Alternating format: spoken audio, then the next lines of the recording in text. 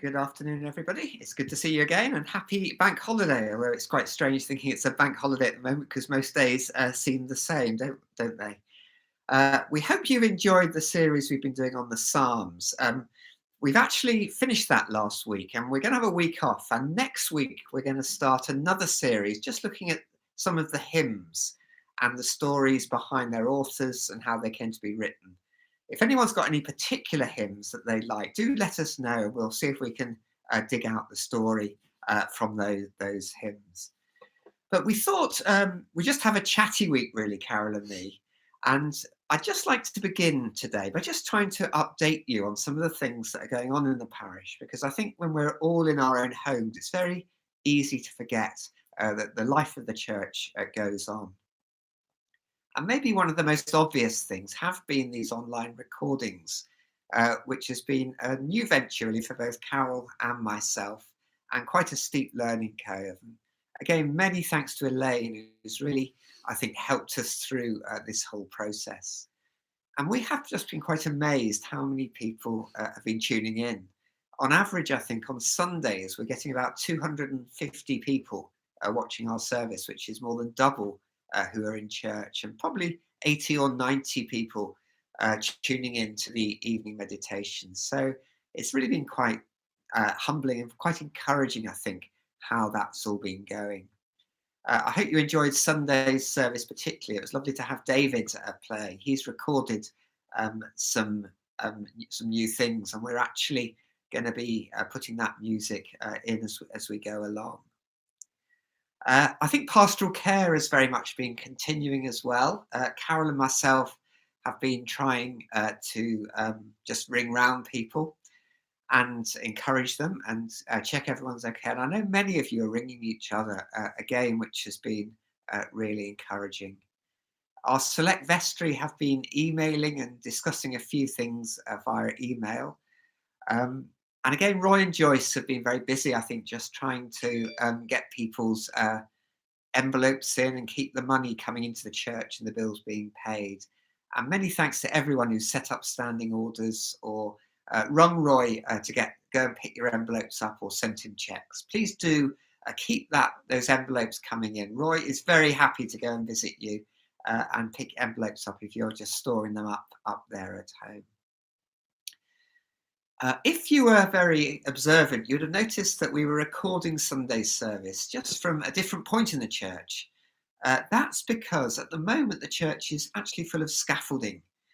Andrew Smith and his firm are in, and they're putting in our new screen and projector, which is quite exciting. And it'll be ready for us when eventually we can begin to meet again.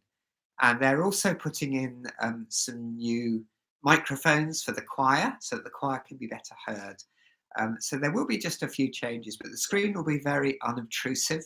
It's going up behind the wooden beam and over the arch in church, so you'll hardly notice it. But we're looking forward to the opportunities that will give us. Another really great thing that's been going on is the Bible course, and there's been about 20 households involved in the Bible course during the week. And rather than me going on about it, I just thought I'd ask my beautiful assistant to come and join me. Lynn's going to come in now, and Lynn's just going to tell us a little bit. So, Lynn, how have you tell us just a little bit maybe about the Bible course and how it works? Okay. The Bible course it's 8 weeks long. We've started 3 weeks ago, so we've had 3 sessions already.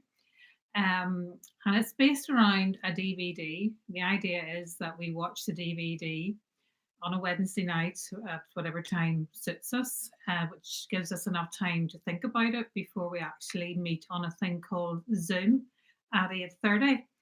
And it's really not as scary as it sounds. I know a lot of folk are put off by the fact that they don't want to see their own faces on the screen. But you actually do have an option of just having audio so that people can hear you. They'll know you're there, but they can't actually see your face. But I would encourage you to get past that. You really do need to get over that, because it's lovely to see everybody's face again whenever we're not meeting regularly in church. So what Andy and I have been doing is we start the DVD around 7:30, and then that gives us a bit of space between that and 8:30. And if you haven't already expressed any interest in it, it's not too late.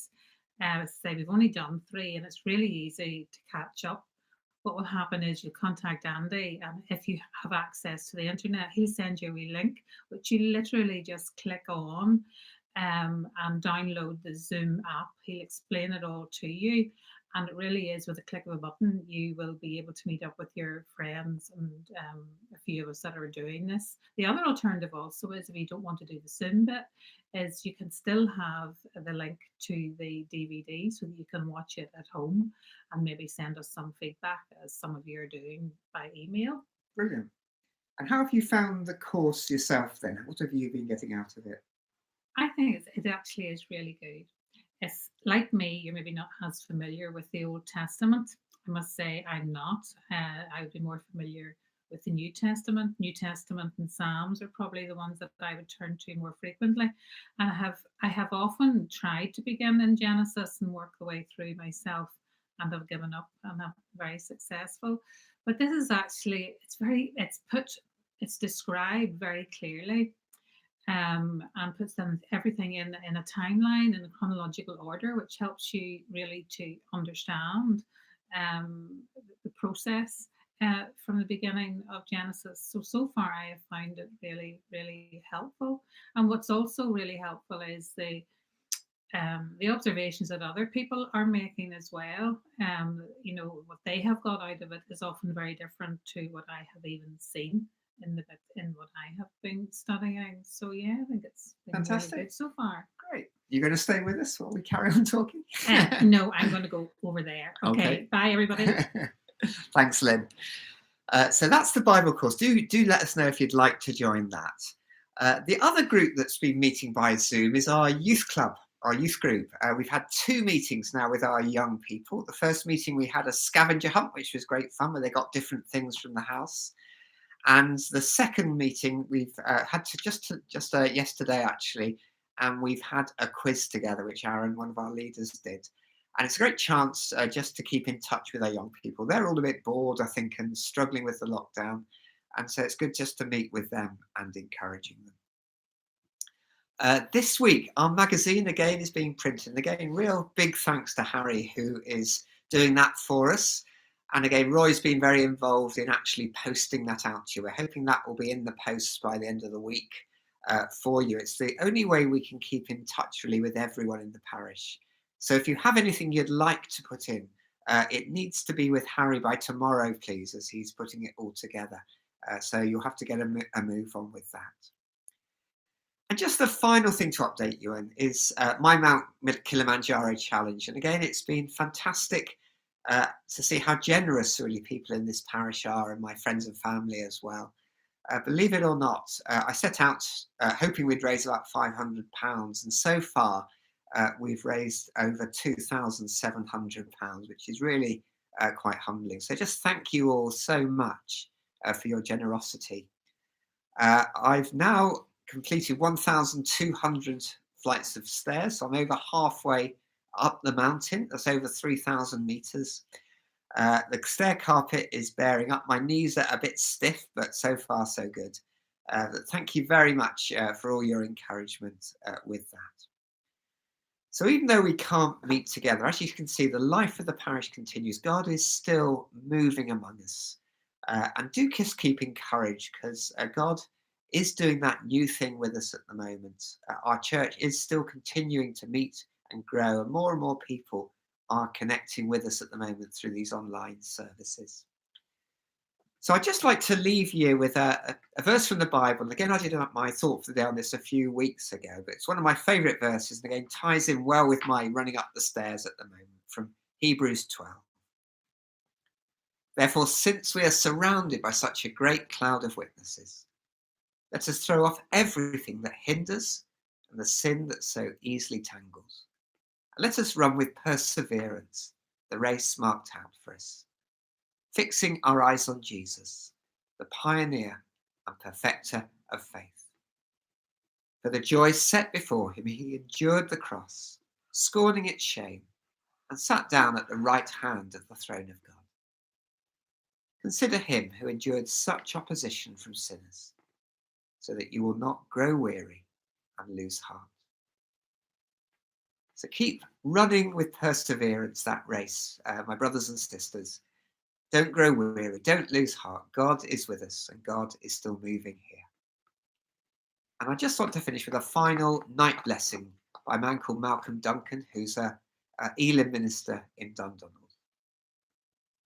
May God's stillness still you. May God's closeness comfort you. May God's goodness assure you. May God be enough for you. And may this be true for you today and always. Amen. God bless.